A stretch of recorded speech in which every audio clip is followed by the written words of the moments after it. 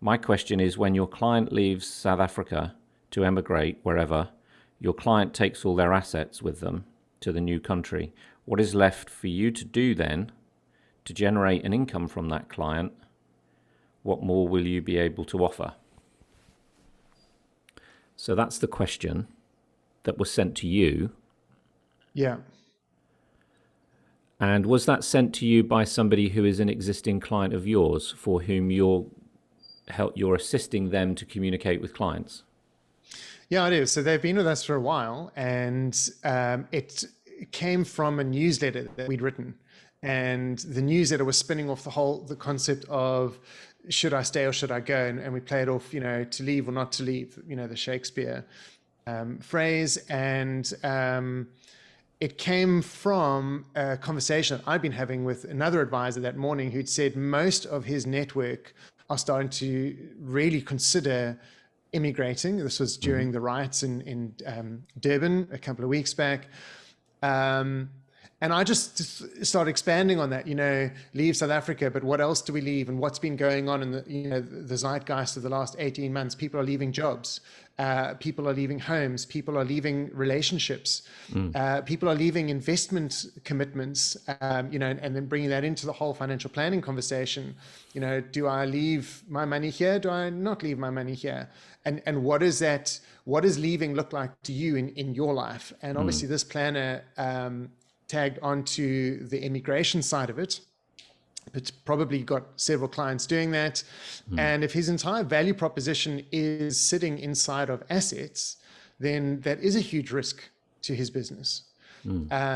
And I was surprised that he posed that question to me because I'm not a financial planner and I don't really know the deeper workings of these products. I know the principles and the planning side and the mentality behind it, but I'm not really, clued up on the actual remuneration side.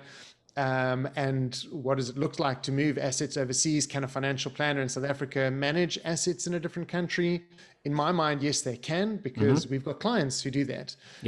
We've got financial advisors who do manage offshore assets for clients, whether that's property, whether that's investments, in stock or whatever.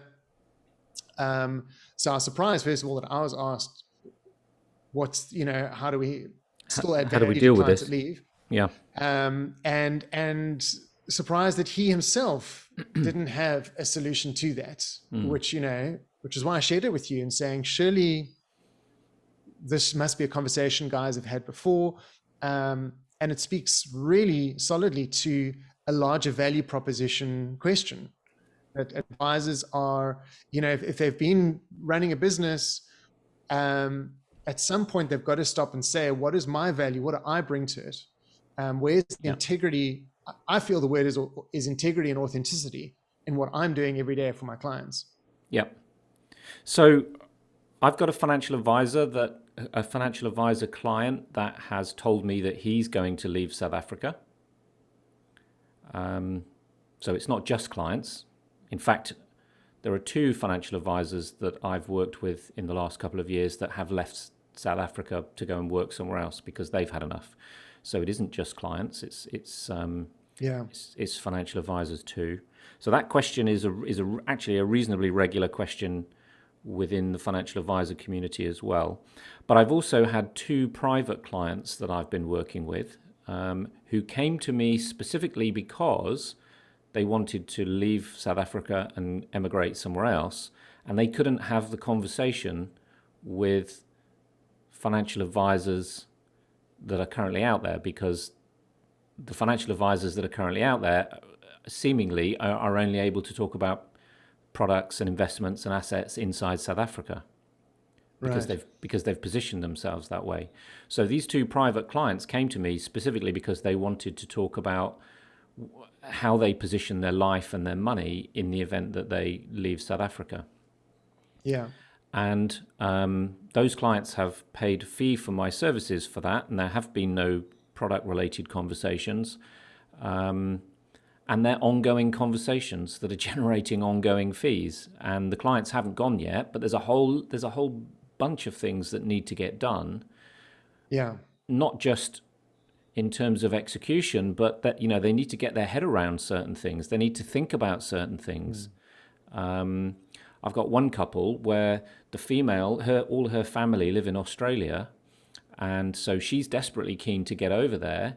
He's got no family there. He's got a business that he's been running here for 20 years. His identity is kind of tied up in the business because he's in his 50s and he's been running this business for a long time. So it's not just about, where do you take your kids to school and how much money have you got and what are you going to do about retirement income? There's a whole bunch of other things. So I think it is value proposition. Value proposition is at the core of that question. Yeah. So no, it doesn't mean that just because a client is leaving South Africa and even that they're taking their assets somewhere else, that you've lost your client. I mean, in this particular case, that's probably what it does mean, because the advisor hasn't been through the process of delivering the kind of experience to the client that we're kind of describing. Yeah. Is it also, is it a new set of skills the advisor needs to learn to create that value, or is it just a rearrangement of the current skills they have and an identification and articulation of how can I add value to my clients right now? Because that's how I see it. I don't think it's a new cost to advisors necessarily. I don't think it's a massive upskilling. I think it's really just stepping back from the conversation that has maybe been trained into your process and your current value proposition that you've maybe just adopted, have born with you because of the industry, not necessarily an intentional value proposition. And if you realign those conversations, because most financial advisors do talk about life and meaning and value in their meetings with their clients. Yeah. I see it really just as there's this bias or this weighting of how hard do I need to push a sale today and how much can I just sit back and relax today? What is my bank balance looking like? Can I just sit and enjoy the client today, or do I need to get them to sign on the bottom line? Yeah. So I think it's a mindset issue, particularly if you're working inside an environment that is heavily focused on distribution. Your compliance officers are there talking about compliance. They're doing file checks and they're doing compliance, and that's all about products, right? And maybe the management team is there talking about sales and we've got to get the numbers up and all this kind of stuff.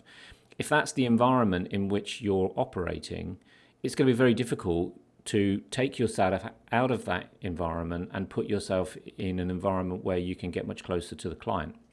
So you're going to be distracted often by, the everyday needs of the business and all the machinations of distribution. What we need is to sort of throttle back and think about what is the problem that I'm trying to solve for the client. I mean, a value proposition is all about solving a problem, finding a client, solving a problem that they themselves are motivated to solve. If you can find a client that has a problem that they don't know how to solve, but they're motivated to solve it, I mean, they will pay you to solve that problem. So I think a large part of this is mindset, and being willing and able to sort of stay on the path, as it were, in terms of helping the client solve the problem, even if that means this client is going to leave the country and you have to introduce them to another advisor in another country. Yeah. And that's the reality for one of my private clients. So it's not about holding every single client. It might be, I've got to pass that client on to another advisor in another country. And maybe there's an opportunity for us to work together to help the client make that transition, because I'm not going to know everything that there is to know about what's going on in, say, Australia. So I'm going to need some help from somebody on the other side. So is the client. So I think that's an opportunity. So does it mean we're going to lose the client? Maybe.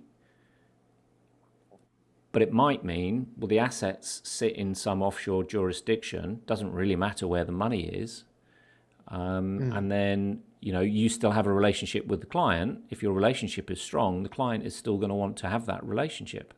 Well, I think the key message is that your value proposition is relational more than transactional. And obviously, I know there's terminology where relationships are all transactional, but you know what I mean. It's not about making the sale.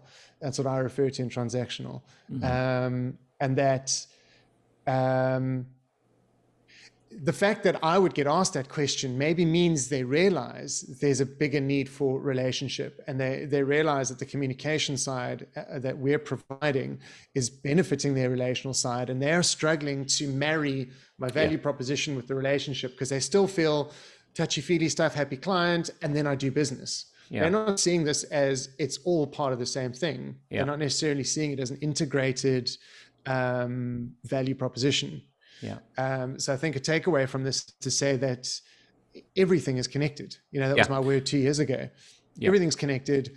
How you speak to your clients about what their money means is going to impact who do they speak to when they need to make a money decision. I totally think, and your examples that you shared with your clients is great. That it is, it might just be a season, and I'm going to help the client, and then we're going to part ways. But it might not be. And if we've learned anything over the last 18 months, people know that nothing is certain. People can't take on a client thinking this client's a sure thing for the next 20 years. Absolutely. It's foolish to think that. And we've got to say, right now, I can work with you. I can add value. This is how much it's going to cost you for me to make that difference in your life, to add that value in your life. And I've got to trust that I'm adding enough value that you're going to talk to other people, and other people are going to see what I'm doing, and there's going to be more clients after you. Yeah. I think also there's another key point here, which is that a lot of advisors are looking to take on a client simply as a lifetime client. So in other words, if you become a client of mine, my assumption from day one is that you're going to be a client forever, right? And then there's an annual fee that I'm going to charge you to be a client, whether that's a retainer fee or an assets under management fee is irrelevant at the moment, but that's kind of the mindset. Whereas the way that I'm looking at this situation is what is the problem that the client is facing that needs to be resolved. So if a client wants to move overseas, okay, so let's unpack that. Then what does that mean? What does that mean in terms of your big business, in terms of your work, in terms of your family, in terms of your mindset, in terms of your money, in terms of your investments? What's going on right now? And so I would treat that as a project that might take 3 months. It might take 6 months. It might take 3 years. I've got one that I'm working on at the moment that's like a 7-year project. That might turn into, if I do a really good job for the client, that might turn into a client for lifetime. So instead of thinking about the client like I've got to win the client and take the money in and keep the money and that's how I'm going to generate my income. If we think about it from the perspective of, well, what's the client's reality? Let's solve that problem. What problem can I solve in the next 90 days that's going to move the client along the journey, get them closer to me, get me paid properly, and give them an opportunity to say, wow, that was a really great experience. I want to carry on working with you. Yeah. Why wouldn't that be a better deal? Why are we not doing that? For planner and for clients. For everybody, yeah.